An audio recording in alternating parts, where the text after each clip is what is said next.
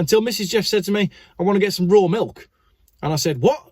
Raw milk can kill you. Raw milk causes TB. Raw milk causes all these sorts of diseases. We're all going to die. Good afternoon and welcome to another video. We have a big audience for this one. Not just because I've just ticked over to 20,000 subscribers. Thank you so much. That's crazy. But there's a whole load of sheep in front of my car. And I'll edit in a shot right now of all these sheep. Do they bite? Can they open doors? Are they like T-Rexes? Can they actually open kitchen cabinets? Nobody knows, but today we're not talking about sheep, we're talking about milk. And you can't milk a sheep. I think you can milk a sheep. Doesn't matter. Let's start the video. So yesterday I was on a little drive out and I said, as a sort of throwaway comment, I was off to a farm to buy some raw milk, and I didn't expect so many comments about the fact that I was drinking and buying raw milk. So I thought, why not address that directly on a video? So here we are. This is actually the 25th take of this video. I've tried to film this so many times this afternoon, and for one reason or another, it just hasn't really worked out. So we'll go with this trimmed down version, and maybe at some point in the future, I can look at all the footage I've shot this afternoon and use some of that as well. So essentially, what is raw milk? Raw milk is the idea of taking it from the cow direct to the jug or a cup, however you want to consume it, to be consumed. Pasteurized milk is the idea of taking the milk from the cow, running it through a number of heating processes involving, hot stuff and steam, and then eventually putting it in a bottle to be consumed. Why did we start pasteurization? Again, I've filmed all this and I put in all the facts. I'll put everything in the links, but I'm just going to paraphrase in Geoff's way instead of trying to be too scientific. Basically, we've been milking cows since pretty much the beginning of time. But in the 1800s, there was a dude who lost his son due to disease that was caught from the milk. But what was happening was it wasn't actually the milk that was causing the problem. It was the diseases that all the people had and the conditions that the cows were being kept in. They were literally wallowing around in their own excrement, and the people who were milking them had no regard for hygiene. So it's just a basic classic case of stuff not being clean and more bacteria getting in it. And then that would go in the milk would be drunk and people would get ill. So what they did was he said, right, what I'll do is I'll open up a little milk stand. People can come to me and get their milk, and that milk will be heat treated. So they heat treated the milk, and obviously that killed some of the bacteria. So the death rates in New York went from 42% to 22%. And then suddenly everybody said, if you heat the milk, pasteurize it, it becomes safer. So that's what everybody did. Pretty much since then, they decided that it was pasteurizing the milk that was saving the people. Nothing to do with the fact that it was the conditions on the farm. But what happened next is dairy farmers figured that the pasteurization process, the heating of the milk, was a cure-all. And they didn't need to worry about the hygiene on the farm because the pasteurization would sort that out. So the conditions didn't improve. And it's thought that TB would have been eradicated in America a couple of decades earlier, were it not for pasteurization, because it took them a long time to work out that it was actually the hygiene of the dairies, not the milk itself, that was causing the problems. So where does that leave us today? Well, raw milk is actually banned in some states in America. But what is raw milk? Well, raw milk is essentially milk that has come from one farm into a jug. So I have a bottle of milk here. This is a bottle of Muller full fat milk, and there's a whole load of stuff that I could say about fat, but let's ignore all that. We'll look at that in another video. This milk has been sourced from a trusted community of more than 1,300 British dairy farms. Okay, so what that means is Muller buy their milk from 1,300 different farms.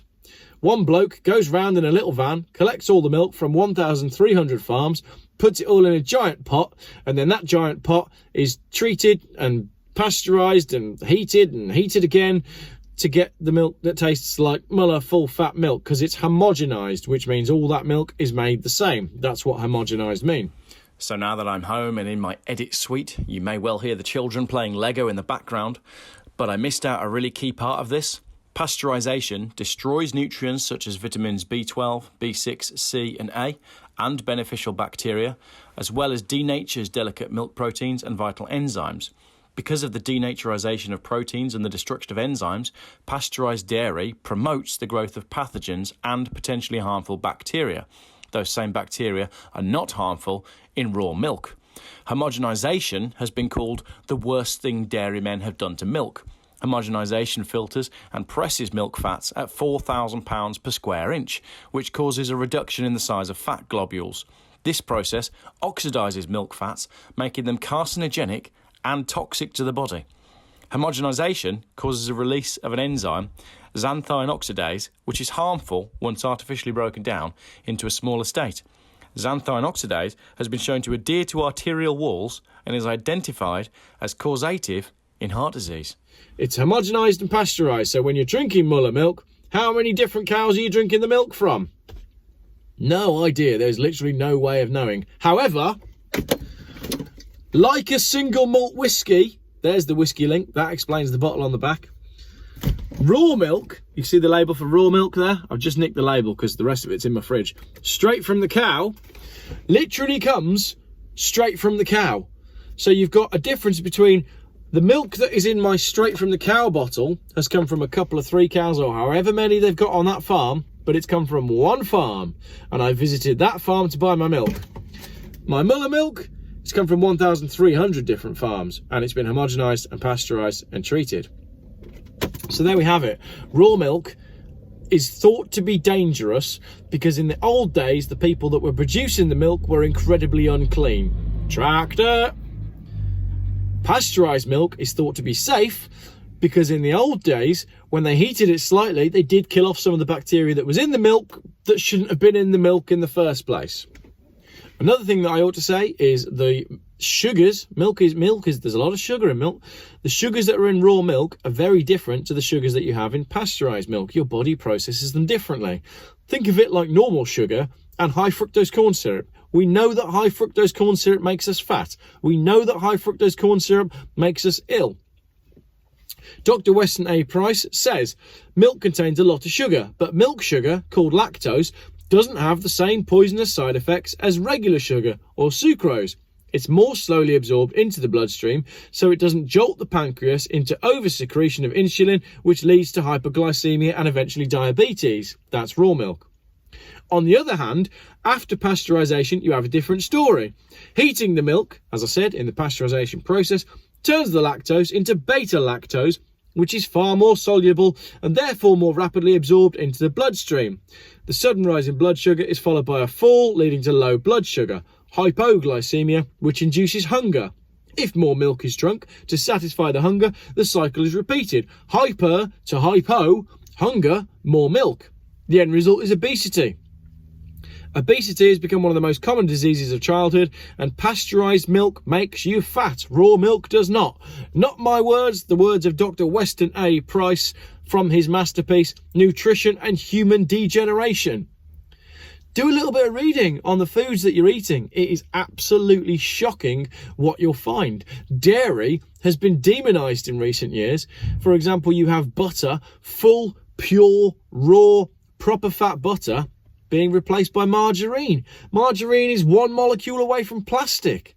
You've got original traditional cooking oils, your tallows, your fats that come from beef animals, right? Being replaced by seed oils. Seed oils are horrendously bad for humans. They absolutely cause cancer, and they are in everything. Go to the shop and try and buy some bread that doesn't have palm oil or rapeseed oil in it. Just trying to buy some burger baps for the kids. Rapeseed oil, rapeseed oil, rapeseed oil, rapeseed oil, rapeseed oil, rapeseed oil, rapeseed oil. You can't buy anything that doesn't have rapeseed oil in it. There's 4 wholemeal baps. Has even got palm oil in it as well. Rapeseed oil and palm oil. And palm fat. This stuff is causing cancer. The foods that we are eating, these globally produced, homogenized, cheap to produce foods, are making us ill as a nation. We could sort the health of the nation out if we could just sort out their diet. That got a little bit ranty, didn't it? I've got more to say on this nutrition stuff. I do have another video coming. I've got to go and collect my kids from school. And part of the reason this video has been a bit rushed is because my phone rang halfway through and I had an hour-long conversation with a farmer from Pembrokeshire. He is not a conspiracy theorist, because all of the conspiracy theories have started coming true. We have a major problem coming within the farming world, and I'm going to go make a video on that with him, hopefully in the coming weeks, if I can pin down these busy farmers, to understand how what the World Economic Forum is saying is translating into local government policy, and it's directly impacting the stability of food in this country. He said to me, we are 3 meals away from civil unrest. This is highly concerning stuff. Do what you can to support your local farmer. Go and find yourself some raw milk, because it's really tasty. Honestly, it's so good. We are spending more money on food because we're going through more milk because we like it more. And I used to be vegan. I used to be the person that would say, milk is what turns a small cow into a big cow, and you're going to drink that? That used to be me. I used to be an arsehole vegan.